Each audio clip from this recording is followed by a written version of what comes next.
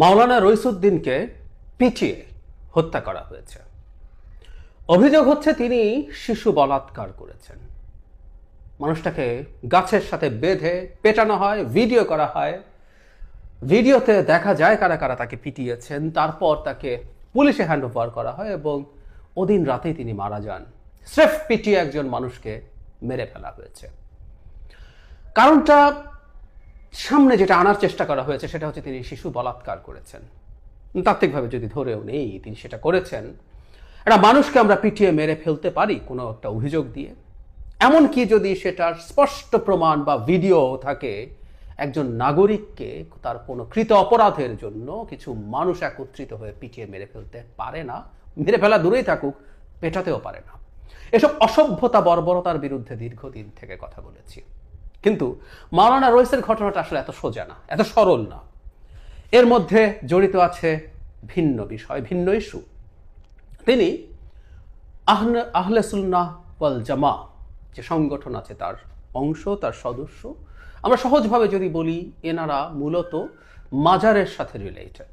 এবং আমরা জানি বাংলাদেশে ইসলামের নানা রকম মতভিন্নতা আছে এবং স্বাভাবিকভাবেই যেটা হয়েছে, এই গ্রুপকেও কেউ কেউ পছন্দ করেন না, না করতে পারেন। পৃথিবীর প্রত্যেকটা ধর্ম আসলে তাদের ইন্টারনাল নানান রকম ডিভিশনস থাকে, সেগুলো নিয়ে বিতর্ক থাকে, অপছন্দ থাকে, শত্রুতাও থাকে, সত্যিকার অর্থেই থাকে। বিভিন্ন ধর্মের মধ্যে এই ধরনের অতীত আমরা পূর্বে দেখেছি, এই ধরনের ঘটনা আমরা পৃথিবীর বিভিন্ন দেশে দেখেছি।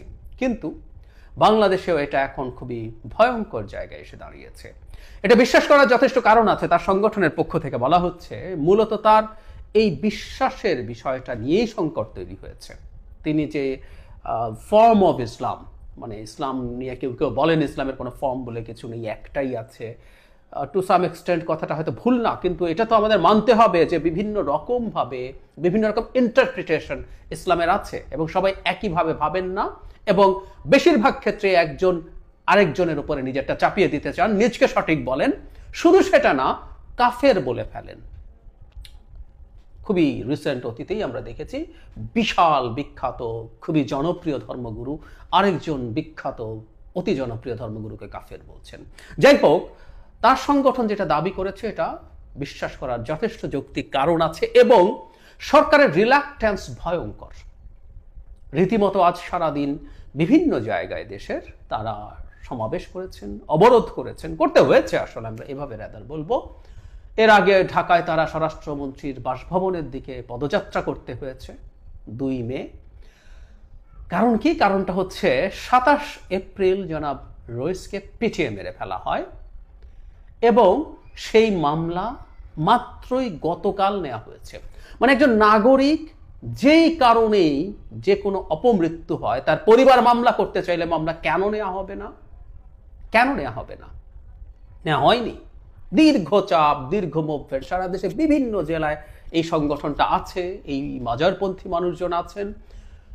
তাদেরকে রিসেন্ট সময় খুবই ভয়ঙ্কর পরিস্থিতির মধ্যে দিয়ে যেতে হচ্ছে, ফর শিওর। আমি আসবো সেই জায়গায়। সেসবের ভিত্তিতে শেষ পর্যন্ত একটা মামলা হয়েছে। ওটাকে দায়সারা মামলা বলবো, কারণ সরকার যেটা স্পন্টেনিয়াসলি করার কথা ছিল, কেউ মামলা না করলে এই ধরনের একটা বিভৎস ঘটনার পর পুলিশ নিজ থেকে মামলা করার কথা ছিল, কিন্তু না, তীব্র চাপ তৈরি করে 5-6 দিন পরে গিয়ে, 7 দিন পরে গিয়ে মামলা নেওয়া হয়েছে, তাও চাপের কারণে। এই হচ্ছে অবস্থা। তাতে বোঝা যায় এর সাথে এটা জাস্ট একটা বলাৎকারের অভিযোগে পিটিয়ে মেরে ফেলা না, এর সাথে গভীরভাবে এখানকার যে ধর্মভিত্তিক ক্ল্যাশ ছিল 5 আগস্টের পর থেকে, যেটা বেশ সিরিয়াসলি সারফেস করেছে, সেটা জড়িত এবং সরকারের সাথে জড়িত। আমি দীর্ঘদিন থেকে একটা আলাপ করছি, সেটা হলো শেখ হাসিনা পালিয়ে যাওয়ার পর 5 আগস্টের পর থেকে বাংলাদেশে 100-র মতো মাজার ভেঙে ফেলা হয়েছে হামলা করে। একটা ক্ষেত্রেও সরকার বাধা দিতে চায়নি, একটা ক্ষেত্রেও না। সো এই যে সংগঠনটা আহলে সুন্নাহ ওয়াল জামা, তারা এগুলো আসলে এই হামলা, তাদের মাজার ভাঙা প্রত্যক্ষ করেছেন মাসের পর মাস। শুরুর 1-2-3 মাসকে আমি ছাড় দিতে প্রস্তুত থাকলেও গত 1-1.5-2 মাস আগেও এই ঘটনাগুলো ঘটেছে এবং একটা মাজারে ভাঙচুর, একটা ওরসে ভাঙচুরের ক্ষেত্রে মানুষ আহত পর্যন্ত হয়েছেন। এবং কখনো কখনো কোনো কোনো জায়গায় তাদেরকেই এটা প্রটেক্ট করার জন্য নামার প্রস্তুতি নিতে হয়েছে। অথচ এখানে একটা রাষ্ট্র আছে, একটা সরকার আছে, যার কাজ হচ্ছে প্রত্যেকটা মানুষের অধিকার রক্ষা করা।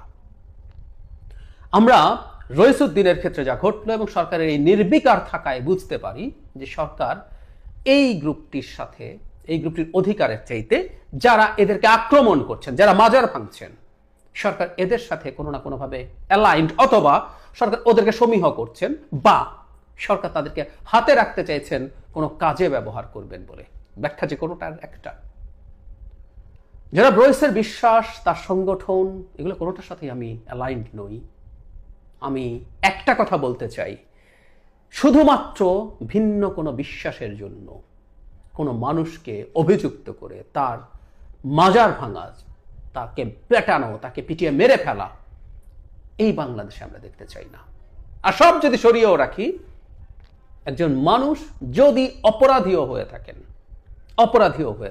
ধরে নিলাম এটা নাটক সাজানো হয়নি, তর্কের খাতিরে যদি আমি মনে করি এটা আসলে সাজানো হয়েছে, কারণ আমি পুরো প্লটটা যেমন দেখছি, সরকারের আচরণ যেভাবে দেখছি, যদি ধরেও নেই তিনি এই অপরাধটা করেছেন, তাকে পিটিয়ে মেরে ফেলা হবে কেন? বহুদিন থেকে এই পিটিয়ে মেরে ফেলার বিরুদ্ধে কথা বলেছি এবং বলেছি এগুলোর সিগনিফিক্যান্ট শাস্তি সরকারের নিশ্চিত করতে হবে, না হয় এগুলো চলতেই থাকবে। আমি ধারণা করি সরকার খুব বেশি কিছু করবে না, আমি সন্দেহ করি।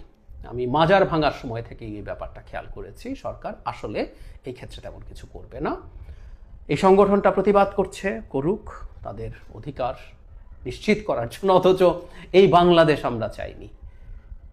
হত্যা হয়েছে, অপরাধ হয়েছে, স্টেট স্পন্টেনিয়াসলি সেটার বিচার করবে। এখন বিচার চাইতে হওয়া দূরের কথা, একটা মামলা করার জন্য রীতিমতো কর্মসূচি দিতে হয়, বিবৃতি দিতে হয়।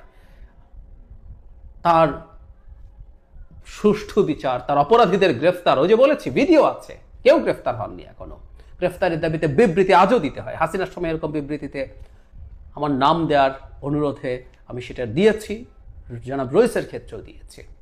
এটা তো হাসিনার বাংলাদেশের মতো হয়ে যায়।